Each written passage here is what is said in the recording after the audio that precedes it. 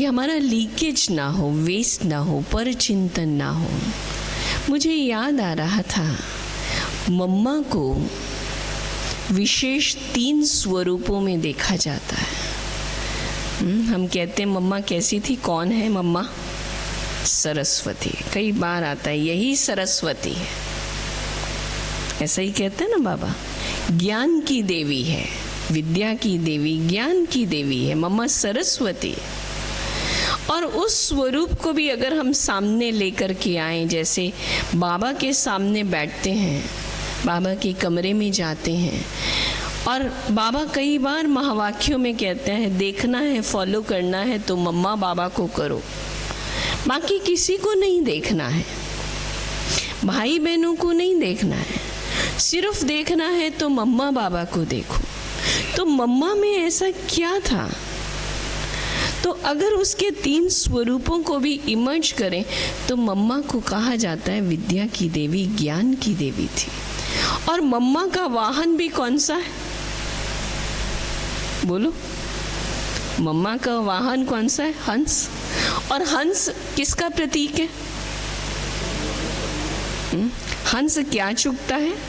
उसके पास मोती की माला भी दिखाते हैं, मोती चुगता है, वो प्रतीक है, मोती की माला दिखाते। तो मम्मा सारा दिन क्या करती थी?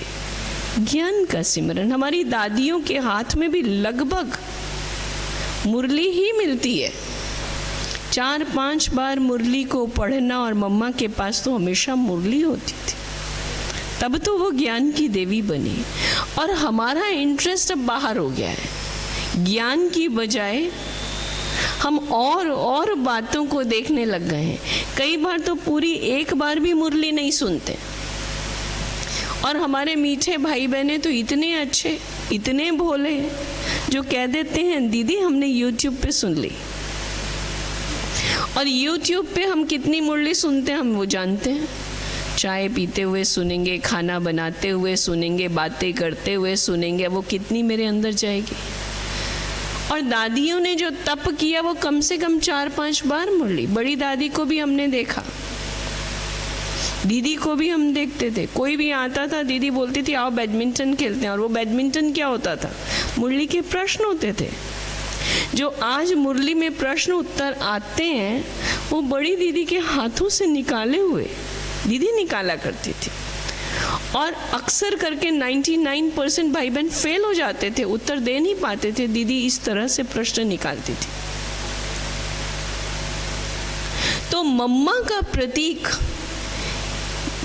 मोती चुगना माना हर एक की विशेषता। कोई भी प्रॉब्लम भी लेके आता था तो हमने जो सुना है, मम्मा को मैंने नहीं देखा क्योंकि याद नहीं है, तो कहेंगे देखा ही नहीं। आयु बहुत छोटी थी, 2.5 वर्ष के बाद का याद है। मम्मा ने तो 65 में शरीर छोड़ दिया, और 64 में हम ज्ञान में चले। 1.5 वर्ष था तो 2.5 वर्ष में आए थे, तो याद उस समय याद ही नहीं कुछ, तो देखा ही नहीं। बाबा को देखा वो याद है, क्योंकि वो लंबा समय देखते रहे बाबा को।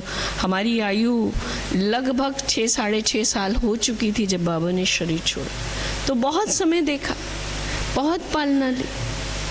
पर वो मम्मा की बात, वो ज्ञान की देवी है, हर घड़ी मुरली का अध्ययन। और दूसरी बात कि हर एक की विशेषता अनुसार मम्मा उसको समझा देती थी। दादी जानकी को तो आप सबने देखा होगा, दादी जानकी की भी ये विशेषता रही। दादी जानकी को कोई भी व्यक्ति, कोई भी भाई बहन जाए, टीचर बहन जाए और कोई भी समस्या सुनाए, तो दादी जानकी भी कहा करती थी, अरे तुम उनको क्यों देखता है, तुम अपने को देख। तुम उनके बारे में क्यों सोचता है, वो क्या करता है, तुम अपने को देख। इसमें टाइम ना वेस्ट कर। दादी के ये ओपन शब्द होते थे, इसमें टाइम क्यों जाता है। मम्मा भी विशेषता के अनुसार राय दे देती थी। दादी गुलजार को भी हमने देखा, दादी गुलजार भी हमेशा कहा करती थी, दादी को कोई जाकर सुनाता था, दादी नहीं सुनती थी, दादी बोल देती थी, इनसे फायदा। देखो तुमने ये बातें सोची ना, नुकसान किसका हुआ, मन किसका खराब हुआ।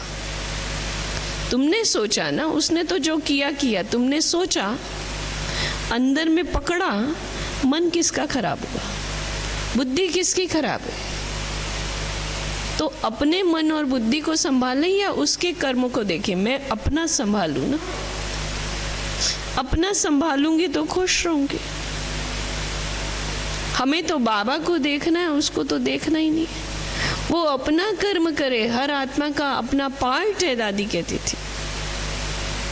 क्योंकि मुझे ये बात इतनी अच्छी तरह याद है, हमारी मदर दादी गुलजार से काफ़ी जुड़ी हुई थी, तो वो जाके दादी को कहा करती थी शुरू में, ऐसा हुआ ऐसा हुआ, तो दादी हमेशा बोलती थी अपना पार्ट प्ले करो, अपना पार्ट देखो। मुझे अपने पार्ट को देखना है, अपना पार्ट खराब नहीं करना है। उसको देखेंगे तो अपना रोल खराब हो जाएगा। आप सोचो, डांस करने वाले होते हैं ना, तो कई बार आपने देखा होगा ग्रुप में जो डांसर्स होते हैं, कभी कभी कोई डांसर भूल जाता है, वो दूसरे को कॉपी करना शुरू करता है, तो मालूम पड़ता है, दिखाई पड़ता है कि ये कॉपी कर रहा है, क्योंकि उसका वो नेचुरल रोल नहीं रहता है। हम भी जब दूसरे को देखना शुरू करते हैं तो फिर क्या करते हैं? हमारी ओरिजिनलिटी खत्म हो जाती है और हमारा संस्कार फिर वही बनता है जो उसका संस्कार खराब था। बड़ी दीदी कहा करती थी, गुण देखोगे तो गुण आएंगे, अवगुण देखोगे तो अवगुण आएंगे। अब आपकी मर्जी है, मुझे क्या देखना है। अगर मैंने अवगुण देखा तो ये ऐसी छूत की बीमारी है जो मेरे अंदर समा जाएगा और मुफ्त में चला जाएगा, बिना किसी उसके प्रैक्टिस के या पुरुषार्थ के। इसलिए करना ही नहीं है। ऐसे ही मम्मा का दूसरा स्वरूप बाबा हमेशा सुनाते हैं, लक्ष्मी का स्वरूप। आज ये ज्ञान की देवी है, कल भविष्य में क्या बनेगी? लक्ष्मी बनेगी। लक्ष्मी से बाबा क्या सुनाते हैं? कौन सी देवी है लक्ष्मी? धन की देवी है। तो धन की देवी माना क्या? गुणों से संपन्न है, शक्तियों से संपन्न है। वो मुझे अपने अंदर में लेके आना है। जो बाबा ने कहा है, जो मम्मा को देखा प्रैक्टिकल में, मम्मा को जो आज्ञा मिली, मम्मा ने करके दिखाया। हमें जो आज्ञा मिलती है हम करते हैं, कुछ करते हैं, कुछ छोड़ देते हैं, कुछ अपने हिसाब से अपने को एडजस्ट करते हैं। सब कुछ थोड़ी हो सकता है। बहन जी का काम तो कहना है, बाबा का काम तो कहना है, सब कुछ तो किया भी नहीं जा सकता है। हम तो गृहस्थी हैं, सब कुछ कैसे करेंगे? बहनें होंगी तो बहनें भी कहेंगे, अरे आश्रम की इतनी सेवाएं हैं, सब कुछ कैसे हो सकता है? बहन जी बोलती है 6 घंटे योग में बैठ जाओ, पॉसिबल कैसे है हमारे लिए? हम सेवा करें या योग में बैठे, क्या करें? तो कई बार हम अंदर ही अंदर संघर्ष करते हैं और संघर्ष करने के कारण हमारा चिंतन ही बदल जाता है। और चिंतन बदलने के कारण जो धारणा होनी चाहिए, जो बाबा ने हमें हमारे अंदर कैपेसिटी देखकर हमें कहा है, क्योंकि आज्ञा बाबा की और बाबा ने हमारी क्षमताओं को देखा है ना, बाबा ने हमारी विशेषता देखी है, तो बाबा की आज्ञा को हम अपने साथ पूरी तरह नहीं लगाते हैं तो वो हमारे अंदर जो विशेषता है वो धीरे धीरे कम होने लगती है। कैसे? आप देखिए, कोई भी आप इंस्ट्रूमेंट लेके आओ, वॉशिंग मशीन लाओ, गाड़ी खरीदो, कोई भी चीज़ आप खरीदो और उसको यूज़ नहीं करो तो धीरे धीरे बोलिए, मालूम है ना, अनुभव है ना। जो चीज़ मैंने ली और उसको मैंने यूज़ नहीं किया, मैंने संभाल कर रख लिया, तो कई बार हमारी दादियाँ सुनाती हैं, विशेषताओं को यूज़ नहीं किया, एक गहने के डिब्बे की तरह उसमें डाल के रख दिया, तो विशेषता बढ़ेगी नहीं। और यूज़ में क्या कर रही हूँ? दूसरे को देखना, तो मेरे अंदर क्या आ जाएगा? वो कमज़ोरी आ जाएगी और विशेषता नष्ट हो जाएगी। और कमज़ोरी आने के बाद मैं आत्मा, जो मम्मा का तीसरा स्वरूप दुर्गा, वो दुर्गा तो नहीं बन पाऊंगी, बल्कि मेरे अंदर कहीं ना कहीं डर, उदासी, ये भावनाएं बैठती जाएंगी, कमज़ोरी की भावनाएं।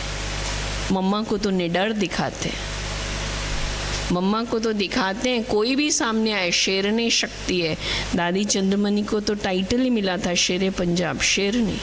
और हम क्या कहते हैं, ऐसा कैसे कह दिया, ये कैसे पॉसिबल है, हम कैसे करेंगे, क्या करेंगे। कई प्रश्न हमारे अंदर आ जाते हैं। तो हम अपनी दादियों को या मम्मा को देखें, कैसे उन्होंने प्रैक्टिकल लाइफ अपनी ज्ञान युक्त लीड की है, और हम कहाँ हैं।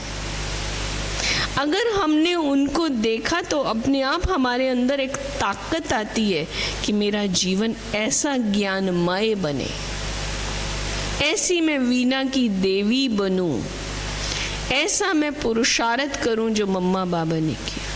लेकिन हमारा एक ही गलती होती है, जितनों से हम मिलते हैं, क्लास वालों से, आसपास से, हम उनको देखते हैं, अच्छा इनका ये हुआ, इन्होंने ये किया, इन्होंने ये किया, ये तो इतना भंडारी में डालते हैं, ये तो इतना योग करते हैं, ये तो औरों से भी फालतू बातें करते हैं। हम तो इतनी भी नहीं करते, हम थोड़ी सी करते हैं, पर थोड़ी थोड़ी करके मेरा तो कचरा मेरे अंदर बढ़ता जा रहा है।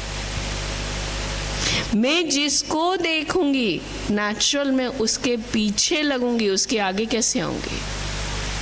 उसके आगे तो हम आ ही नहीं सकते, क्योंकि मैं फॉलो कर रही हूं। और बाबा ने तो हमें कहा है कि करना है फॉलो तो फॉलो फादर, फॉलो मदर करना है, किसी को नहीं करना है। बाकियों के लिए तो बाबा ने कहा हमें तो औरों को भी साथ लेकर के चलना है, औरों को भी ये देना है। देते देते दाता के बच्चे हम क्या बन जाएंगे, मास्टर दाता। देना तो शुरू करें। जब देने वाली बात करते हैं तो हम लंबी ज्ञान की बात तो सुनाते हैं, लेकिन प्रैक्टिकल में तो ज्ञान की बात सुनाने का असर भी तब होगा जब मेरे अंदर वो कहीं ना कहीं अभ्यास में होगी। तो हमारा जीवन तो कौन सा है, अभ्यासी जीवन है। हम पुरुषार्थी माना नित्य नया पुरुषार्थ, नित्य नया अभ्यास, नित्य नई गहराई में जाते जाएं, तो हम बाबा के बच्चे आगे बढ़ते चले जाएंगे। ओम शांति।